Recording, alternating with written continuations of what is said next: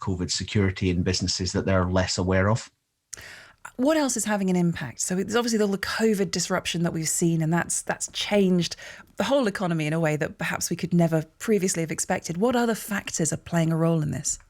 Well, Brexit's obviously a factor, and I think most pointedly, when we look at in our data this morning and jobs postings around the regions of the UK, it's really notable that 4 of the 6 weakest performing areas are in Northern Ireland, which is all about some of the uncertainty we're seeing there. It's definitely the case that there's been a tightening of the labour market in some sectors. We always used to have a safety valve on HGV drivers from European drivers, which we no longer have. And you see that in some of the supply chain troubles the supermarkets and others are having at the moment. So there are some other factors. The other thing that I think is important for us to be aware of is my favourite stat. 50% more babies were born in 1964 than 1977.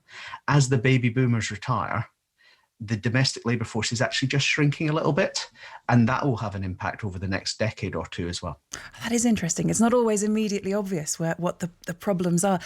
Clearly some frustration among recruiters and bosses. We've had a tweet from Nick who says, in our contract cleaning business, we struggle to recruit good people despite offering best-in-class pay, conditions and contracts in a zero-hours industry.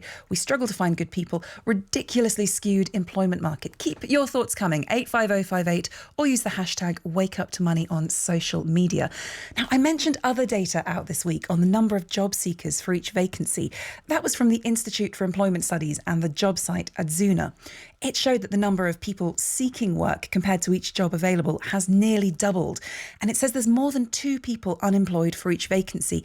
In some areas, though, that's as many as 8 people unemployed for each vacancy. That lumpiness that Neil was referring to there. Now, Nissan announced yesterday the creation of 5,500 new jobs in Sunderland with a new factory making car batteries.